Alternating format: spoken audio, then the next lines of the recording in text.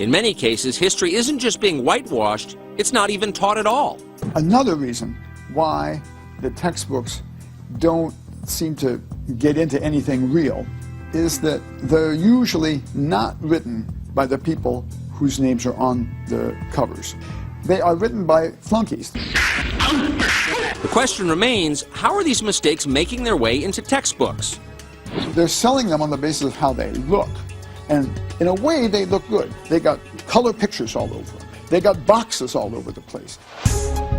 Reading programs are $50 to $80 million investments. So you certainly want to get it the way the customer wants it. Unfortunately, the customer isn't the teacher. In 30 open territory states, publishers sell textbooks to individual school districts. Another 20 states have what's called textbook adoption, where the Board of Education chooses textbooks for the entire state. Every group wants to impose its will on textbooks.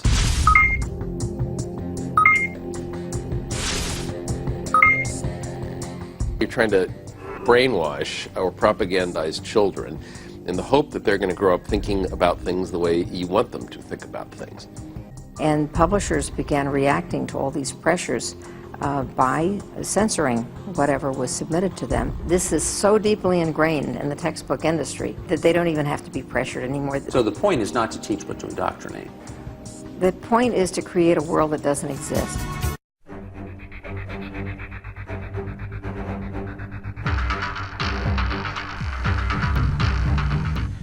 All right, shalom brothers, welcome to another show. In today's lesson we're going to deal with Doeg. Who was Doeg? You know, in the scriptures you hear about Doeg the Edomite. Well, we want to find out who Doeg is in the scriptures. But before we get started, you know, I'd like to give all praises and honor and the highest exaltation to Yahweh B'Shem Yahweh Shai. I'd like to give double honors unto my elders. And I'd like to give, you know, salutations to you brothers that's out there in the camps, you know, holding strong and teaching His word, you know, to the best of your ability, enduring all types of afflictions and enduring all types of, you know, people talking against you and downplaying you and calling you all types of bums and all kind of names, you know, and these are all parts of the seal that the Lord said would be upon us. The Lord said that if the world hates you, you know that it hated me before it hated you. You know, so, you know, that's it. When that's happening, you know that you're doing something right. You know, so you brothers out there, you know, don't worry about those things, because you shall be rewarded. You know, Hebrews 6:10, it says that the Lord said that He's not unrighteous to forget our deeds in love, that we minister and do minister unto the saints. You know, you brothers out there that's teaching His word, and us brothers, you know, here that continue on in the faith and to the end, we have a great reward coming for us, brothers. You know, and with that, you know, we're just going to get started. And I have to say it, you know, for those of you Edomite lovers out there, I have some real serious bad news for you. Esau's not going to make it. All right, and this guy Doeg the Edomite, we're going to deal with this guy today. All right, because like we've been telling you brothers, you know, for the longest, that Esau, once he took over, there's a lot of things that he changed. You know, some of the stuff was already, you know, messed up as far as, you know, certain translations that were, you know, translated, but a lot of stuff that you see today that's wrong, Esau done changed everything around. And when I say Esau, I'm talking about the so-called white man, beginning with the international bankers. All right, and basically our job is just, you know, to go around and teach the word, you know, and do the research and find information to expose this devil. And matter of fact, before we get started, I would like to go to the book of 2 Corinthians, the 10th chapter, and we're going to start off there. 2 Corinthians chapter 10, I'll start at 1. It says, "Now I, Paul, myself beseech you by the meekness and gentleness of Yahweh Shai, who in presence am base among you, but being absent am bold toward you. But I beseech you that I may not be bold when I am present with that confidence wherewith I think to be bold against some, which think of us as if we walked according to the flesh." And a lot of people out there, they think that we're walking according to the flesh. That's why they're making all these videos against GMS and GMS this and GMS that. basically bad mouthing us. But you know what? One thing they can't say is that they can't say that the information that we're bringing out is not accurate. Another thing they can't say is that because the Lord really is dealing with us, man. All this information that's coming out is coming out by the megaton, and it's all pertinent information. It's all facts. It's all truth. But since they can't get it, since the word of the Lord has no place in them, they have to come against it, because that's part of the deal. The Lord said that these things will happen. He said, "Woe to the world because of offenses, because it must needs that offenses must come." And then it also says that not to think is strange concerning the fiery trial, which is to try us as if some strange thing happened. So it says, "For though we walk in the flesh, we do not war after the flesh. For the weapons of our warfare are not carnal, but mighty through the Most High to the pulling down of strongholds." And what are these strongholds? All these different lies that have been taught today. And you have a lot of guys out there like False Prophet 666 and other guys out there that are holding on to these strongholds that Esau put together. But those strongholds, they don't understand that those are castles built on sand. And what did Yahushua say? Anything that's built on the sand really has no foundation. So it's when the storms and the floods hit it, it's gonna fall to pieces. It's gonna fall apart. Because this guy, him and the other guys, they're so worried about the white man saving it, and the other nations, the white man making it, and the other nations making it, and Esau is not the white man, which is all a bunch of damn lies, that they're missing the whole picture, the big picture, because they're not preparing Jake out there for what's coming. We're preparing you for what's coming. We're not hirelings, all right? If you brothers don't know by now that we're not hirelings, then we don't know what to tell you. And I'm I know you sincere brothers out there. I know you already know that we're not hirelings, because a hireling doesn't give a damn about the sheep, as Yahushua said. We care about the sheep. That's why we do the research. That's why you have brothers, elders, and other brothers that stay up late nights sometimes, searching out certain information to bring out to you brothers, because the scriptures say that the righteous studieth to answer. So it says, casting down imaginations and every high thing that exalted itself against the knowledge of the Most High, and bringing into captivity every thought to the obedience of Yahushua.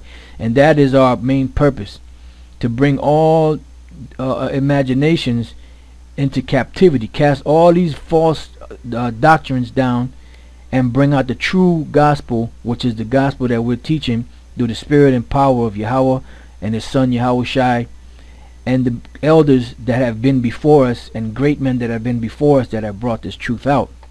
All right. So now I would like to go from there. Before I get started with the lesson, I'd like to go to the book of Deuteronomy 33 and 29, and it says this. It says, "Happy art thou, O Israel, who is like unto thee, O people saved by the Lord, the shield of thy help, and who is the sword of thy excellency. And thine enemies shall be found liars." See, and our enemies are going to be found liars unto thee, right? "And thou shalt tread upon their high places." Because what's the first step? The first step is to expose these devils through the word of the Most High, which is us. We're the word of the Most High. It's meaning that, not saying that we are Yahushua. Yahushua is the word, but we are the men that the Lord chose to put His words into our mouth to bring out His truth. Let me put it that way, because of the fact that we're the ones that the Lord is using to cast down all these lies. Nobody else is doing it. Everybody else is going along with the teachings of the world. The world teaches that all nations can be saved. The world teaches that the white man can be saved. The world teaches all these other different philosophies and doctrines that are not true. The only ones that's really teaching against this is GMS, beginning with Elder Tahar, Elder Gabar, Elder Rakal on down. And then the brothers out there that are affiliated with GMS, and a few other brothers out there that are not really affiliated with GMS, and they're bringing out the truth, So it says here, "Happy art thou, O Israel, who is like unto thee, O people saved by the Lord." It doesn't say nothing about all nations being saved. "The shield of thy help, and who is the sword of thy excellency. And thine enemies shall be found liars," and we're finding them to be liars, "unto thee," or unto us. "And thou shalt tread upon their high places." Let's go from there to the book of 2 Thessalonians. All right, 2 Thessalonians, the second chapter, and round about the 7th verse. It says, 2 Thessalonians 2:7. For the mystery of iniquity doth already work. Only he who now letteth will let until he be taken out of the way. And that's the only reason why the so-called white man, the Edomites, are ruling today, because the Most High is letting them rule until he takes them out of the way. They're the vessels of wrath fitted for destruction, that the Most High is long suffering for. And then shall that wicked be revealed. So how is the wicked being revealed? The so-called white man, whom the Lord shall consume with the spirit of his mouth. So the Most High is consuming them with the spirit of his mouth. What is the spirit of the Most High's mouth? The Bible. Who are the people that the Most High is putting the words into their mouth to expose all this stuff? Us. We are the prophets. We are the apostles. We are the teachers. We are the priests. You know, we are all those things that Paul spoke about, the different gifts. Though that's us, brothers. That's us. We're the men that the Lord set up to expose all these different lies. It says, and shall destroy with the brightness of his coming. That's why it said in Deuteronomy 33 that the Lord, our enemies are going to be found liars unto us, and we're going to tread upon their high places. Because even though Esau builds, we're going to tear down. The Most High is going to tear him down, and he's going to use us to tear him down too. All right. It says, even him whose coming is after the working of Satan with all power and signs and lying wonders. All right, I have a few other scriptures, but I'm gonna save those for a little later. So let's just get started with this lesson. It says here, this is in the Smith Bible Dictionary, right? This is under Doeg. Doeg, it says fearful. They have different definitions. It says an Idumean, chief of Saul's herdsmen, BC 1062. He was at Nob when Ahimelech gave David the sword of Goliath, and not only gave information to Saul, but when others declined the office, himself executed the king's order to destroy the priests of Nob. So it says here that Doeg was an Idumean, and there's many different translations of the Bible, Spanish and all that have the same word, same thing. Doeg the Edomite, the Idumean, So now let's go into the scriptures and let's find out if that's so. All right. Now this is in the Blue Letter Bible, and if you type in Doeg, right? You type in Doeg, it gives you all the scriptures where Doeg is found. Now let's go to the first one. This is 1 Samuel 21:7. I just want to go there real quick. So 1 Samuel 21:7 says, now a certain man of the servants of Saul was there that was detained that day. I'm sorry.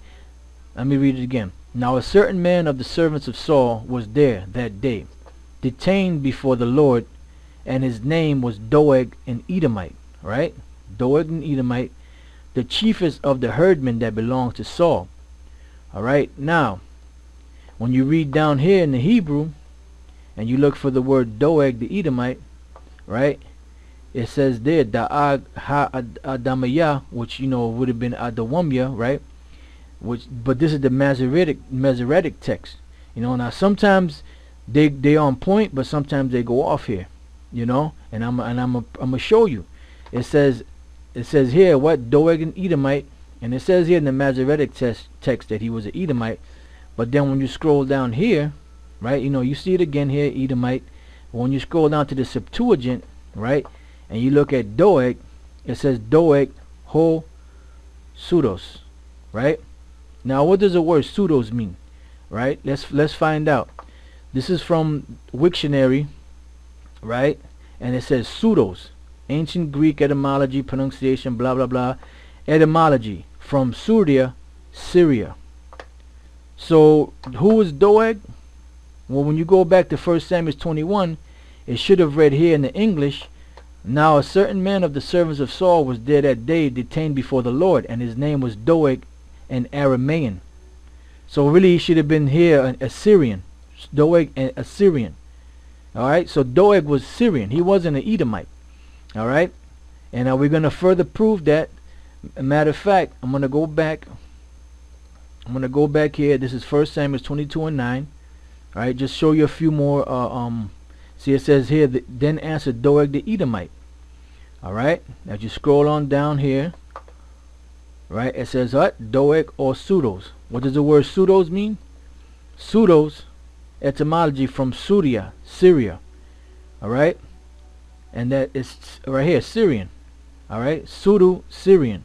So who is Doeg? Doeg is Syrian. Alright, but when you read through all the different Bible dictionaries, it tells you that he was that he was a Idumean, he was an Edomite, and when you read in the certain English translation, Spanish translation, they said that he was an Edomite. But then when you go to the Greek Septuagint, it tells you that he was Syrian. All right. Now let's go back. I want to show you a couple more, just so you can see that I'm not making this stuff up. This is 1 Samuel 22:18, right? It says what here? It says, and the king said to Doeg, turn thou and fall upon the priest, and Doeg the Edomite turned. All right. So now let's scroll down here. Let's see where it says Doeg or Pseudos. What's Pseudos? Once again, Pseudos, Sudia, Syria. All right, right here, Syrian. So Doeg was Syrian. So for you Edomite lovers out there, this is some. I know this is some devastatingly bad news. But we've been telling you that these people that put the Strong's Concordance together and other sources have been going off. All right. Now there's another one here. This is in the 1 Samuel 22:22, and David said unto Abiathar, I knew it that day when Doeg the Edomite was there. Right. Now if you scroll down here, Doeg or Pseudos, right, which is Syrian. All right. Now that's one source that has it. This is Titus. This is another. This is the Septuagint also, the 70, and this is in the book of 1 Samuel's, the 22nd chapter. I'm sorry, and the 9th verse, and it says here what? Doeg or Pseudos. You scroll down to the 18th verse, and what do you have here again? Doeg or Pseudos. You scroll down to the 22nd verse. What do you have here? Doeg or Pseudos. So Doeg is Syrian, right? And the reason why that's important is because they translated it Edomite, which they went off. We're going to get to that point, because what happened is when you read the Strong's Concordance, right, and you go into the word Edomite, right? Now the word Edomite is a Strong's Concordance number 130. And here it just says Edomite. I don't know if they're going to have it in this entry here as you read along. Yeah, as you read along, it tells you, Edomite, descendants of Esau, Edom, blah, blah, blah, right? Then when you read down here,